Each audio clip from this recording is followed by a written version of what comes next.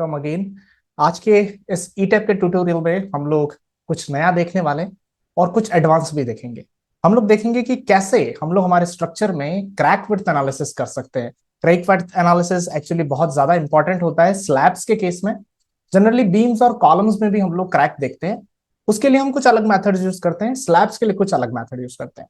आज का हमारा mainly tutorial crack width analysis को समझना और कैसे ई टाइप्स को हम यूज करके स्लैब्स के लिए हम लोग क्रैक विड्थ को यू कैन से एनालिसिस कर सकते हैं या प्रिडिक्ट कर सकते हैं, वो हम देखेंगे। So let's start. आगे बढ़ने से पहले सबसे पहली चीज आपको ये पता होनी चाहिए, दैट इज कि क्रैक विड्थ एनालिसिस होता क्या है। नो, ये जनरली स्ट्रक्चरल इंजीनियरिंग में हम लोग करते हैं। कोई भी बिल्डिंग या कोई भी स्ट्रक्चर हम लोग बना रहे हैं तो हमें क्रैक विड्थ एनालिसिस करना जरूरी है।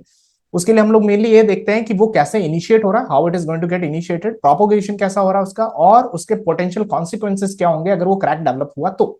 ठीक है, तो क्योंकि क्रैक एक बहुत ही यू कैन से टिपिकल चीज है, बहुत ही कंसर्निंग चीज है और मेनली स्ट्रक्चरल रिजिडिटी से इसका कंसर्न रहता है, तो अगर ये ज्यादा हुए या ज्यादा साइज में हुए तो हमारे लिए बहुत दिक्कत हो जाएंगे।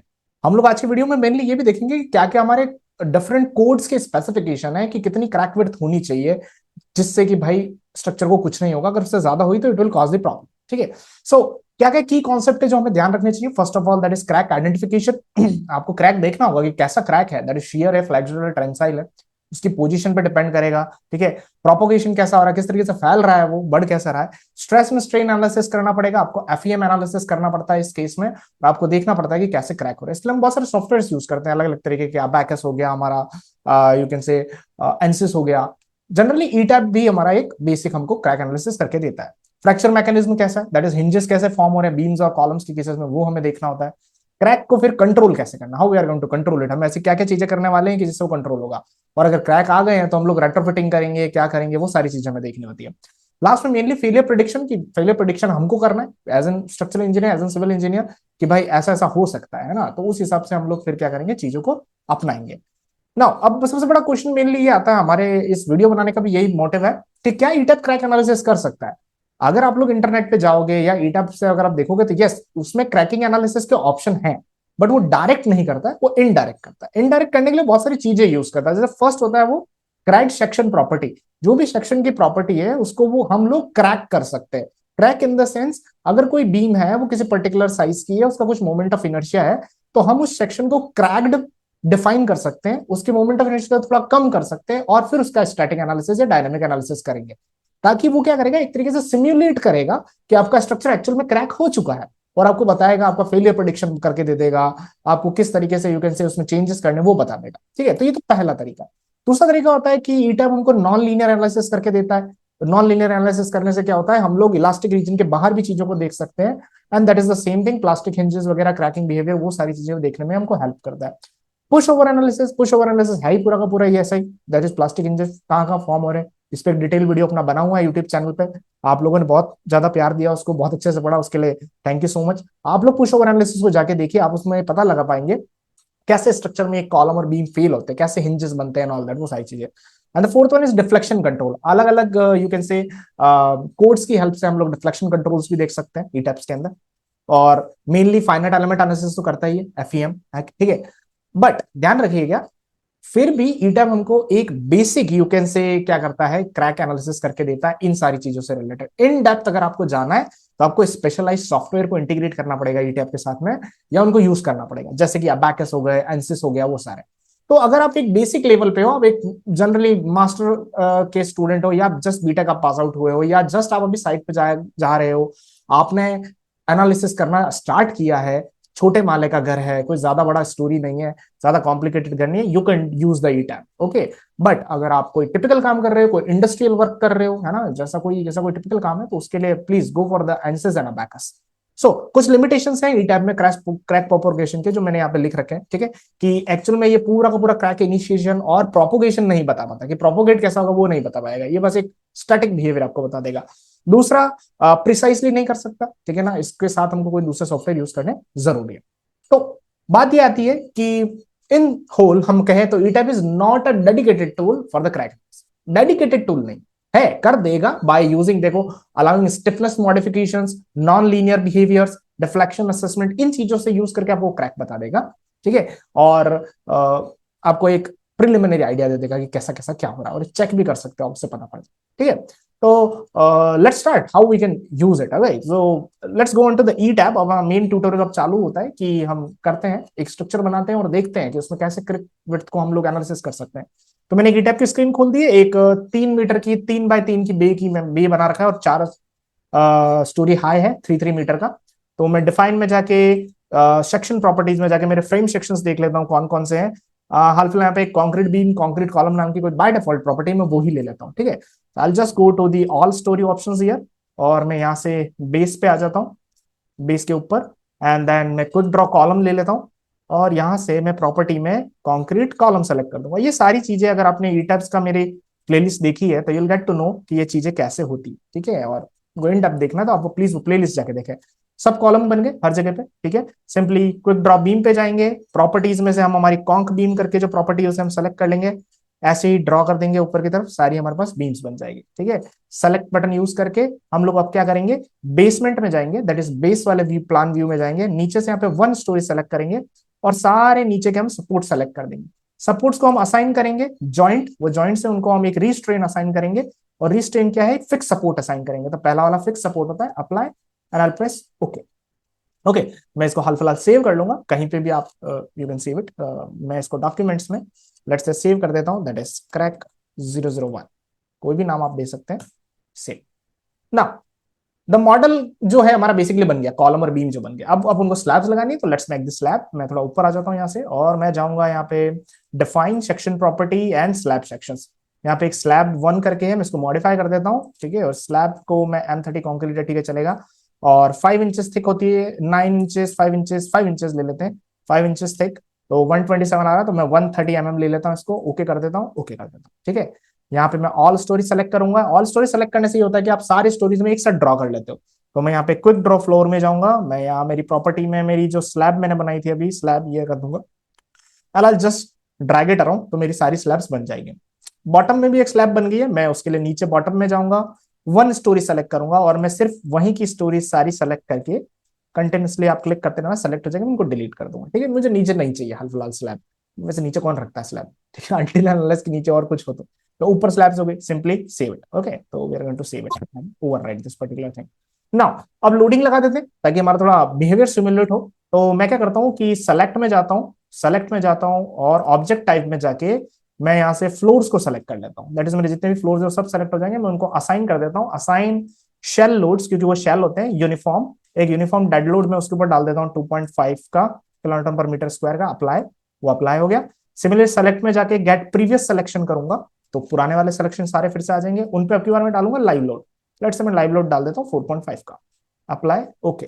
ठीक है, तो हो गया, लोड डल गया। बीम्स के ऊपर कुछ लोड लगा देता हूँ। बीम्स को सेलेक्ट करने का भी सिंपल तरीका है, go into select, select and go on to the object types, और मैं आपकी बार यहाँ पे बीम्स को सेलेक्ट कर दूंगा, सेलेक्ट, तो सारी देखो बीम सेलेक्ट हो गई।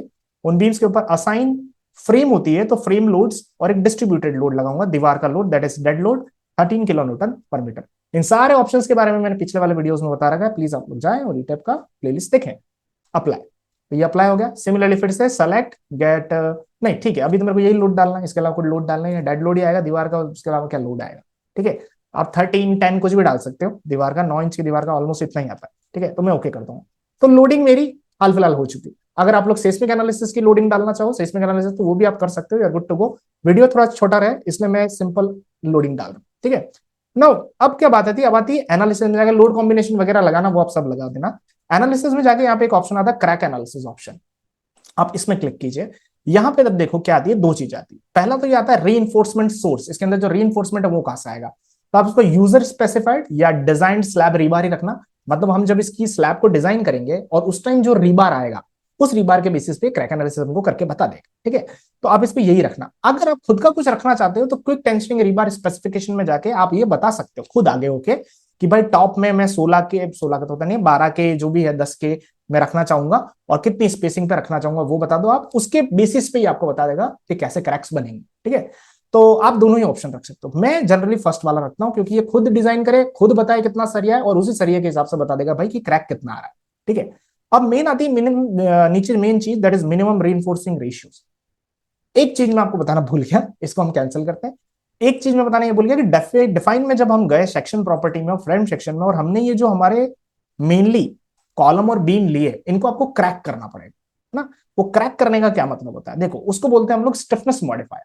स्टिफनेस मॉडिफायर्स क्या होते हैं, एक तरीके से हमारा जो भी ऑब्जेक्ट है उसकी स्टिफनेस को मॉडिफाई कर देंगे। तो उसमें ना आपको ई टैब में मेनली ये दो ऑप्शन देखने को मिलता है, that is moment of inertia about 2 axis end moment of inertia about 3 axis. 2 actually इस डायरेक्शन में होती है, 3 उसकी परपेंडिकुलर डायरेक्शन में होती है। तो हमारा IS 1893 पार्ट 1 2016 क्लॉज नंबर 6.4.3.1 के अंदर कहता है कि अगर आप ऐसा कोई सेस्मिक एनालिसिस कर रहे हैं या अगर आप क्रैक एनालिसिस कर रहे हैं, तो आप लोगों को जो आपका आरसी स्ट्रक्चर है या कोई मेसनरी स्ट्रक्चर है,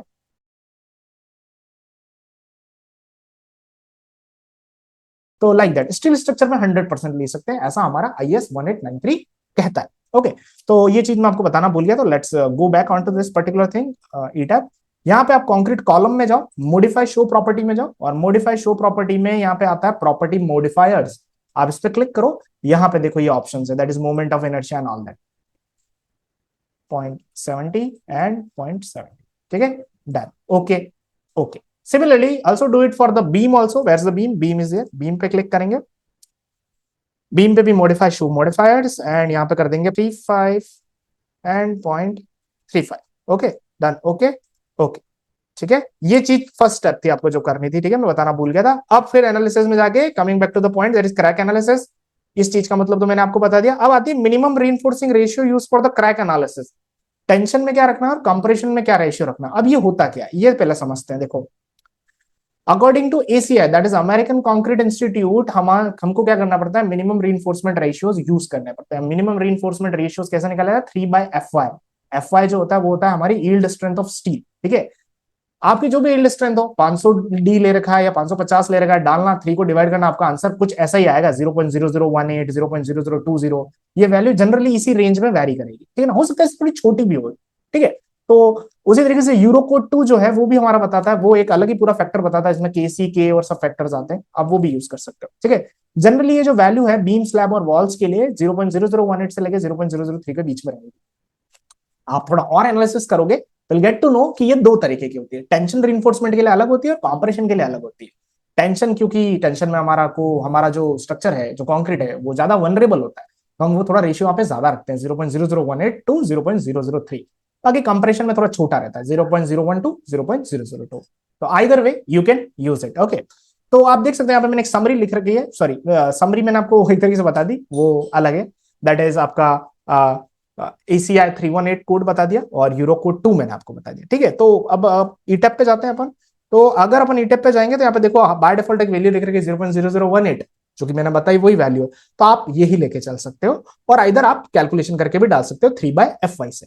कंप्रेशन अभी हाल फिलहाल 0 है, हम इसको कुछ भी ले सकते हैं, लाइक 0.001 और 0.002, है ना, मैं भी 0 ही रहना दूंगा, ऑल प्रेस ओके। तो ये दो मेन चीजें आपको सबसे पहले ध्यान रखनी है, दैट इज कि आपका क्रैक विड्थ एनालिसिस का जो क्रैक एनालिसिस की सेटिंग है वो सारी की सारी, और आपका स्टिफनेस मॉडिफायर सेट करना। ये दोनों चीजें सेट होने के बाद आपको क्या करना है, सिंपली स्ट्रक्चर को एनालाइज करना है।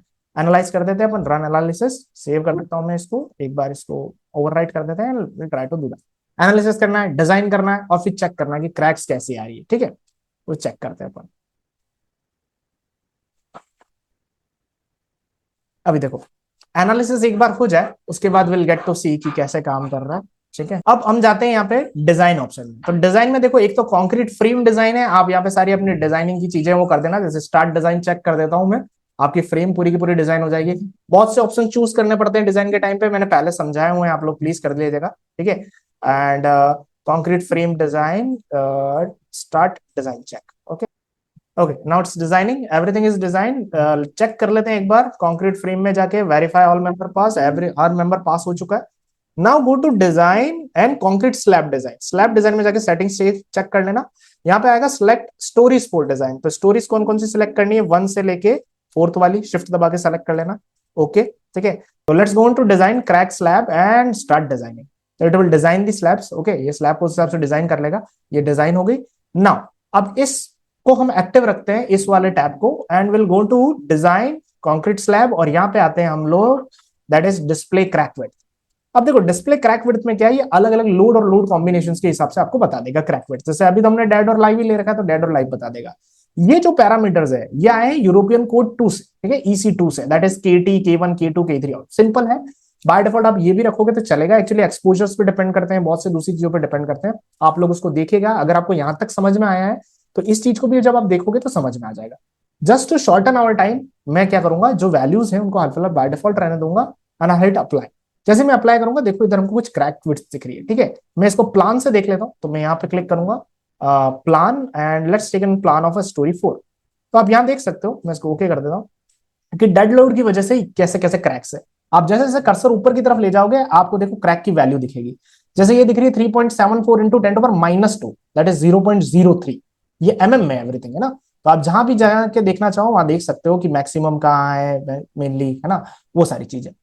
दूसरी चीज ये अभी दिखा रहा है आपको स्लैब के बॉटम फेस पे, ठीक है। अगर आप टॉप फेस पे भी देखना था, टॉप फेस पे भी अप्लाई करके देख सकते हो। टॉप फेस पे जैसे यहाँ पे आ रही है 0.01, ओके, एंड यहाँ पे तो बहुत कम आ रही है, 0.005 आ रही है ना, ऑल दैट लाइक दैट। आप दूसरी लेवल्स में भी देख सकते हो, नीचे वाले लेवल्स में, ऊपर वाले लेवल में, है ना, जैसे भी देखना चाहो you can just apply it and you can move on the cursor. वैसे देख सकते हो, कलर कोडिंग से भी मैच कर सकते हो। मिनिमम वैल्यू जो मेरे को देखने को मिल रही है अभी, वो मेरे को दिख रही है, दैट इज यहाँ पे, दैट इज 0.01, ओके ना। अब वैल्यू तो पता लग गई कि सर इतना क्रैक की विड्थ आ रही है, दैट इज इतनी कम mm, 0.01 mm हमारे केस में आ रही है। हमारे स्ट्रक्चर में से थोड़ा सिंपल है तो इसलिए कम आ रही है, आपके केस में हो सकता है ज्यादा है। तो सर क्या चूज करें, क्या विड्थ होनी चाहिए अकॉर्डिंग टू स्टैंडर्ड्स, ठीक है। तो वो हम लोग देखते हैं। परमिसिबल क्रैक विड्थ, तो परमिसिबल ACI जो अमेरिकन कंक्रीट इंस्टीट्यूट है वो कहता है कि 0.3 से 0.4 mm की अगर स्ट्रक्चर में क्रैक विड्थ है और अगर it is not expose to aggressive environmental condition तो ठीक है, काम चल जाएगा। और अगर एग्रेसिव में है तो 0.1 से 0.2 mm क्रैक विड्थ ही क्या है, अलाउड है। सिमिलरली यूरो कोड कहता है कि 0.3 इंटरनल कंडीशंस, अगर आपका स्ट्रक्चर का कोई इंटरनल मेंबर है उसके बारे में अगर आप स्टडी कर रहे हो तो 0.3 mm तक अलाउड है। मॉडरेट एक्सपोजर में बाहर का है कोई मेंबर तो 0.2 mm तक अलाउड है। और सीवर एक्सपोजर में है अगर तो 0.1 mm ही अलाउड है, इसके ऊपर नहीं है। IS 452,000 क्या कहता है, हमारा इंडिया वाला क्या कहता है, इंडिया वाले ये कहते हैं फॉर नॉर्मल ड्राई एनवायरमेंट 0.3, और एक्सपोजर अगर है मॉइस्चर को या एग्रेसिव को तो 0.2, और हाईली एग्रेसिव एनवायरमेंट है तो 0.1। कहने का मतलब गणित सबका वही है कि 0.1 is kind of the downward side and 0.3 is the upper side. 0.3 से ज्यादा नहीं होना चाहिए, 0.1 मतलब 0.1 ही होना चाहिए, उससे ज्यादा नहीं होना चाहिए एग्रेसिव एनवायरमेंट में, ठीक है। तो अपना तो बहुत ही कम आ रहा है, 0.01, 0.02, 0.05, तो वो पास है। दैट मींस क्रैक एनालिसिस हमको कुछ ज्यादा करने की जरूरत नहीं है। आपके केस में हो सकता है कि ज्यादा आ जाए, तो फिर उस केस में आपको या तो मटेरियल क्या यू कैन से ग्रेड बढ़ाना पड़े, कुछ स्ट्रेंथ बढ़ानी पड़ेगी उसकी, है ना, कॉलम्स बढ़ाने पड़ेंगे, कोई प्लेसमेंट सही करने पड़ेंगे, वो बहुत सारी चीजें देखने को मिलती है। ओके, तो मेरा कहने का मतलब ये था आज के मेनली इस छोटे से ट्यूटोरियल का ये मेन लॉजिक था कि आप समझो क्रैक विड्थ एनालिसिस होता क्या है, क्यों सिविल इंजीनियरिंग के लिए जरूरी होता है, क्यों स्ट्रक्चर के लिए जरूरी होता है, क्या क्या कोड्स हैं हमारे पास जो हम यूज करके क्रैक विड्थ एनालिसिस करते हैं। मैंने आपको 3 ACI, European code and Indian standard code, तीनों के हिसाब से मैंने आपको बता दिया क्या क्या उनकी परमिसिबल वैल्यूज है, ये बता दी। आई होप आप लोगों को समझ में आया होगा, एक बार खुद करके देखिएगा। अगर कोई इशू आता तो please do write in the comments. Thanks for listening, bye bye, take care.